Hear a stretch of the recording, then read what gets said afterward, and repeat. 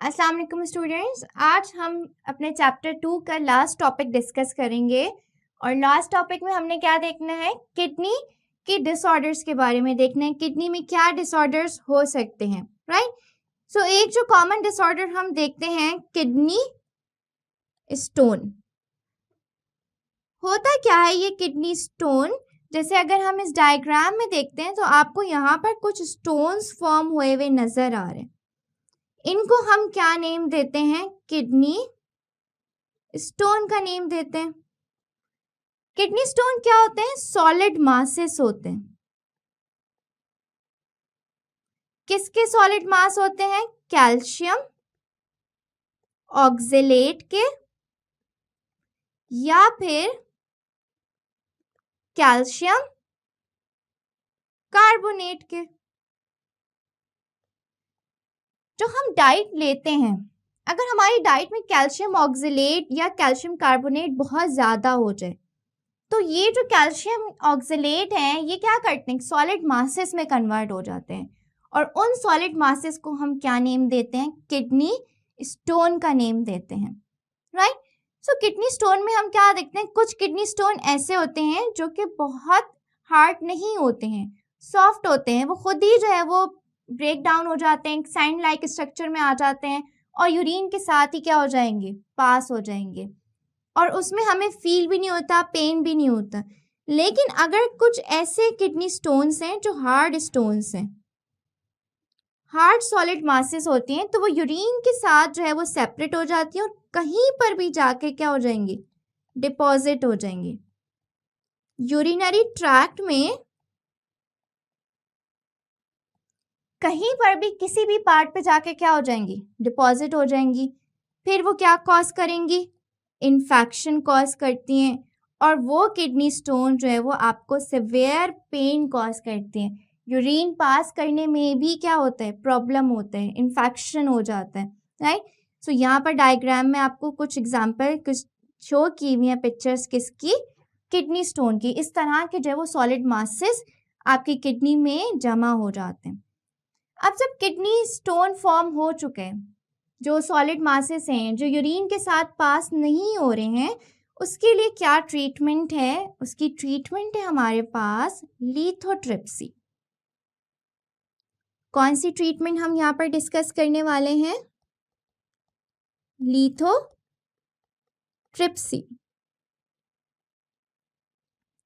Lithotripsy में होता क्या है? जैसे आप इस डायग्राम में देख सकते हो कि ये अल्ट्रासाउंड शॉक वेव्स हैं, राइट। ये क्या शो की गई हैं?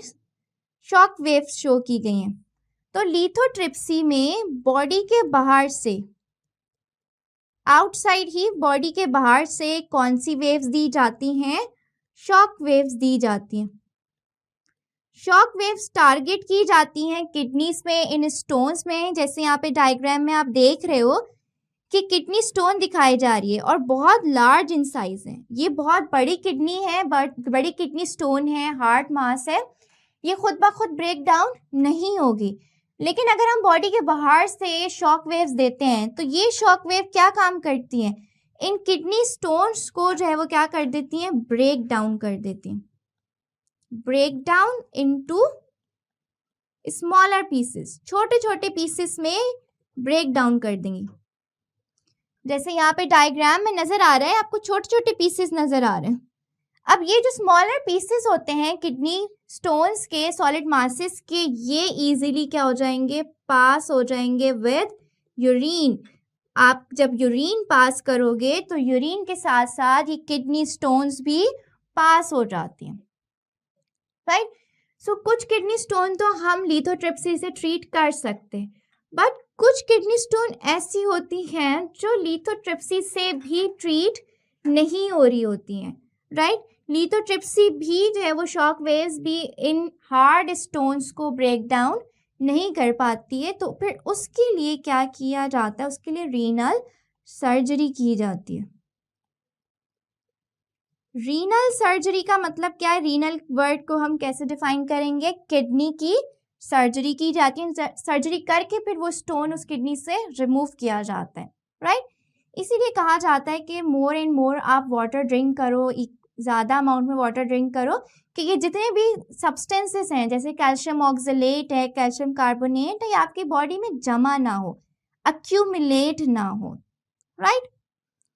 सेकंड हम क्या देखते हैं कि अगर किडनी फेलियर हो जाए,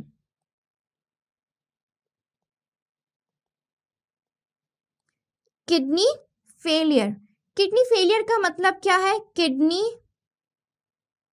is not working properly, kidney proper work नहीं कर रही है।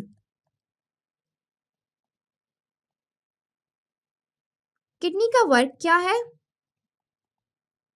किडनी का काम होता है ब्लड को फिल्टर करना।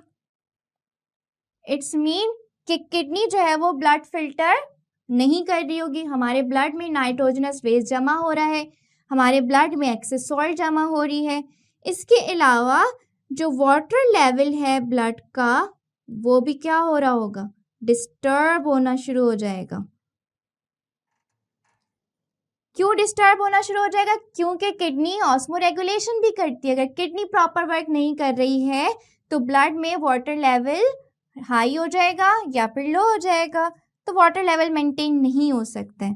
किडनी फेलियर होने का मतलब है कि किडनी के जो नेफ्रॉन्स हैं वो प्रॉपर वर्क नहीं कर रहे हैं। फिर इसके लिए क्या किया जाता है? जब किडनी फेल हो जाती है या तो किडनी ट्रांसप्लांट की जाती है, उसके लिए एक डोनर ढूंढना पड़ता है जो कि बहुत मुश्किल से मिलते हैं, और अगर कोई डोनर मिल भी जाए तो फिर बहुत सारे फैक्टर्स होते हैं जो देखे जाते हैं। ब्लड ग्रुप के अलावा बहुत सारे फैक्टर्स होते हैं कि किडनी बॉडी एक्सेप्ट कर भी रही है या नहीं कर रही है। तो मोस्टली पेशेंट की बॉडी जो है वो किडनी को रिजेक्ट कर देती है, और जब वो रिजेक्ट हो जाती है तो फिर वो और ज़्यादा डेंजरस कंडीशन हो जाती है। सो किडनी ट्रांसप्लांट एक इसकी ट्रीटमेंट होती है कि ट्रांसप्लांट कर दिया जाए, लेकिन वो बहुत एक्सपेंसिव मेथड है। दूसरा हम यहाँ पर कौन सा मेथड देखते हैं? डायलिसिस का।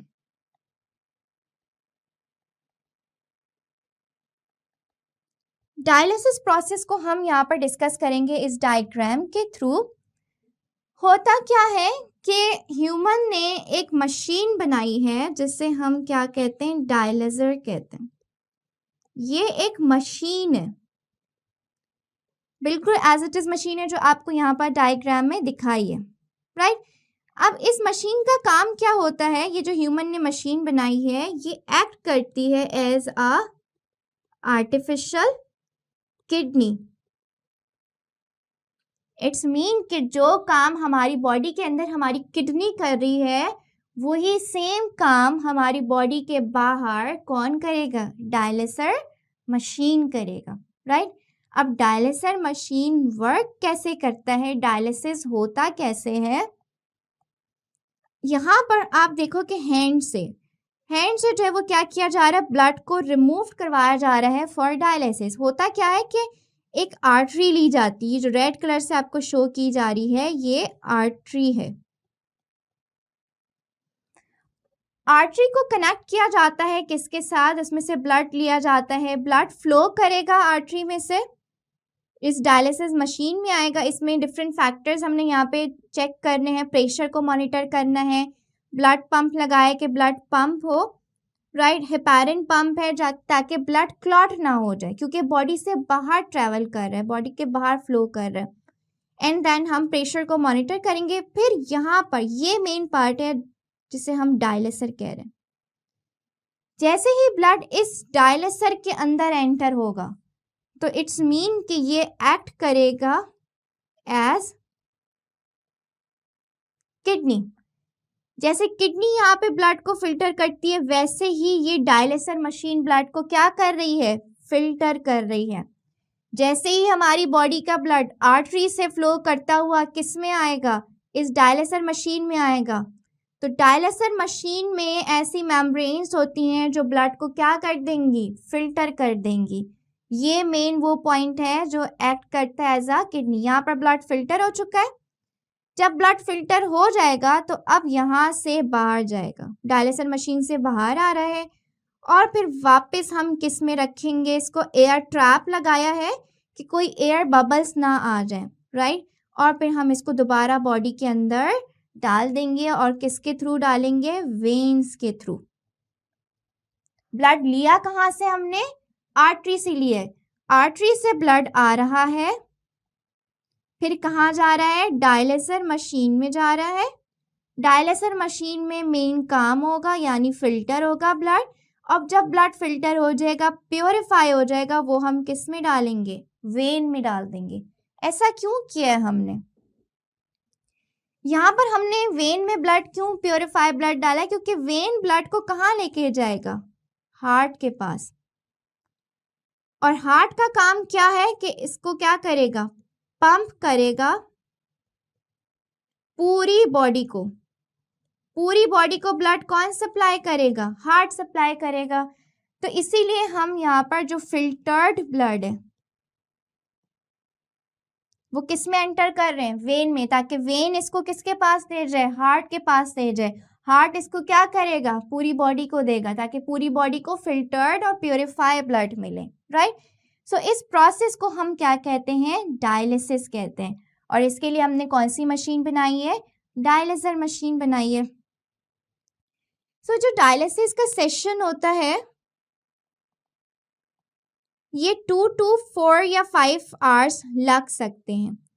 और इसमें टाइम ड्यूरेशन भी डिपेंड करता है कि पेशेंट के साइज पे डिपेंड कर रहा होता है, पेशेंट की मेडिकल कंडीशंस पे डिपेंड करता है।